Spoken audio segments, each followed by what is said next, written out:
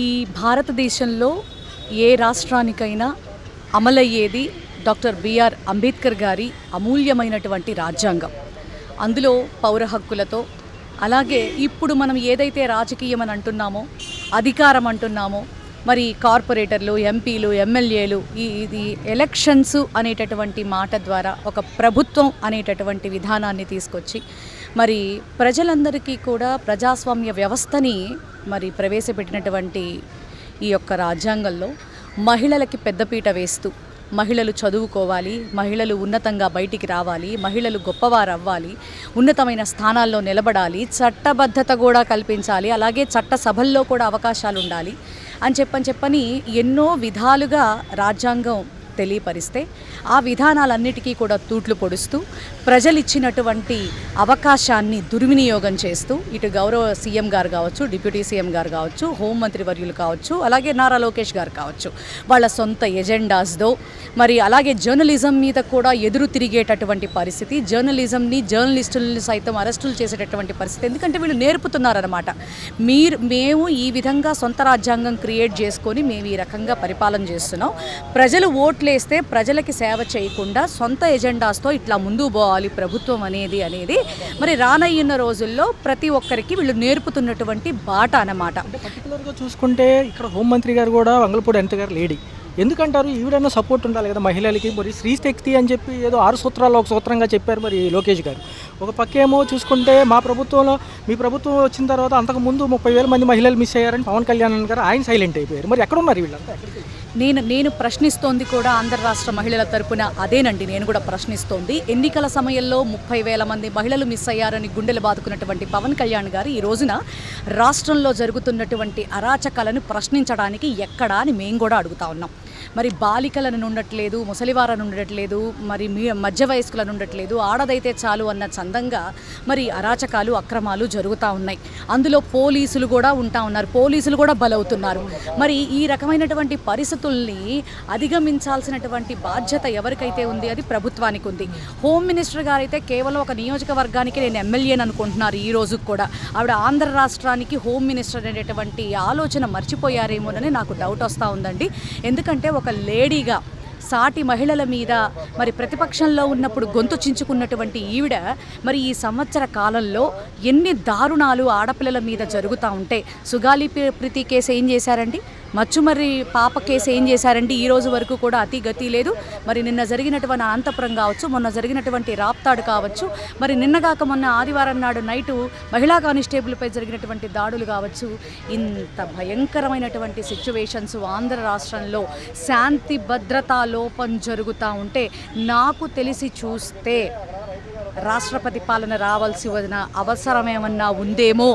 ఎందుకంటే వీళ్ళ ప్రభుత్వం ఉంది కాబట్టి మరి ఇప్పటికిప్పుడు ఎలక్షన్స్ పెట్టమంటే కేంద్ర ఎలక్షన్ కమిషన్ ముందుకొచ్చే పరిస్థితి లేదు కాబట్టి వీళ్ళ అరాచకాలకి చెక్ పెట్టాలి అంటే రాష్ట్రపతి పాలన అనౌన్స్ అయితే బాగుంటుందేమో అన్నటువంటి మీమాంస ప్రతి ఒక్కళ్ళకి కూడా వస్తూ ఉంది.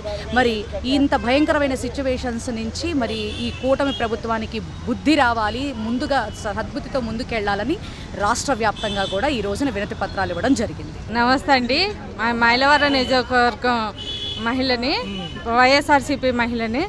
ఈ సంవత్సరం పాట అయింది కూటమి ప్రభుత్వం వచ్చి, ఇంతవరకు ఎటువంటి పథకాలు కానీ ఏవీ లేవు, అన్నీ సూపర్ 6 అన్నారు, గాలికి వదిలేస్తారు.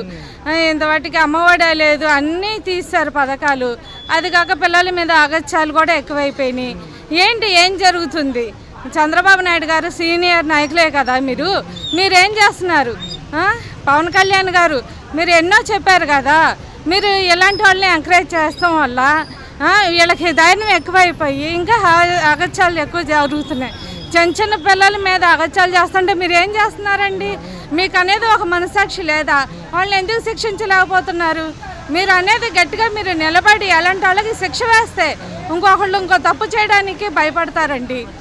ఇలాంటి వాళ్ళని కఠినంగా రోడ్డు మీద బట్టలు ఓడదీసి కారం అది నిలబెట్టాలండి ఇలాంటి వాళ్ళని. మరి మహిళలు మిస్ అయ్యారన్న పవన్ కళ్యాణ్ గారు ఏమైపోయారు? ఇంకా వాళ్ళు వెతుకుతూనే ఉన్నారా? ఇంకా ఎదుగుతూనే ఉన్నారండి. మరి అన్నాళ్ళు ఎదుగుతారో ఏం చేస్తారో తెలియదు కానీ పవన్ కళ్యాణ్ గారు నిద్రపోతున్నారా ఏం చేస్తున్నారా? ఇలాంటి వాళ్ళని మీరు ఎందుకు ఎంకరేజ్ చేస్తున్నారు? ఇలాంటి వాళ్ళని ఎందుకు మీరు శిక్షించట్లేదు? ఇలాంటి వాళ్ళ మీద మరి మీకు వస్తుంది కదండి బ్యాడ్.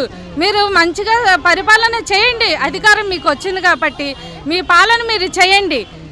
పిల్లల్ని అగచరి ఏమండి, మేము ఆడవాళ్ళమే, మీకు అలాంటి పిల్లలు ఉన్నారు, దృష్టిలో ఉంచుకోండి. పవన్ కళ్యాణ్ గారు, చంద్రబాబు నాయుడు గారు మీరు గ్రహించాలి ఏం జరుగుతుందో. మీరు సీనియర్ నాయకులు కాబట్టి మీరు గ్రహించాలి. బయట ఇలాంటి ఎదవలకి మీరు సపోర్ట్ చేస్తారంటే ఇంకా అవచ్చాలు ఎక్కువైపోతారండి. చూసుకున్నట్లయితే వనిత గారు ఒక లేడీ హోమ్ మినిస్టర్గా ఉన్నారు. ఏమైంది? సుగాలి ప్రీతి కేసు ఏమైపోయింది? ఇటు పక్క కిరణ్ చేబ్రోల్ది ఏమైంది? ఏదో తాత్కాలికంగా అరెస్ట్ చేసి ఆయన వదిలేశారు. మరి ఇటు పక్క చూసుకుంటే మీకు మిగతా అంశాలు కూడా ఉన్నాయి కదా. మరి ఈ నాయకులు కూడా డైరెక్ట్గా మహిళల మీదే దాడులు తెగబడుతున్నారు. ఆవిడ అసలుకి మంత్రిగా ఆవిడ నిలబడతానికి అర్హురాలు కాదండి. ఆవిడ ఏ విషయంలోనూ ముందుకు రాదు.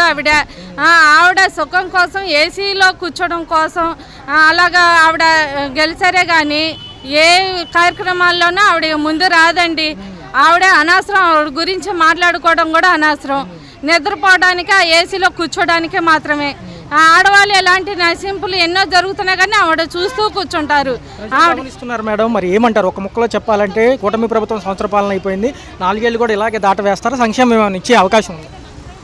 అది ఇంకా వాళ్ళ చేతుల్లోనే ఉందండి. సంక్షేమం అంటే ఇంకా సంవత్సరం అయిపోయింది, ఇంతవాటికి ఏమీ లేదు. ఇస్తారో ఎవరో కూడా తెలీదు. మీరు ఇది గ్రహించాలి చంద్రబాబు నాయుడు గారు.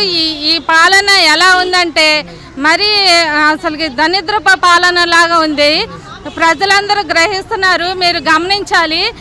అందరికీ వ్యతిరేకత అనేది ఎక్కువైపోయిందండి. మేము మీ గురించి ఎంత ఇష్టంగా చేశారో అందరూ ప్రజలందరూ వ్యతిరేక అయిపోయారు. మీద గ్రహించి ఇప్పటికైనా కళ్ళు తెరిచి బయట ఏం జరుగుతుందో గ్రహించాలి. ఇలాంటి అరాచకాలన్నీ అరికట్టాలి.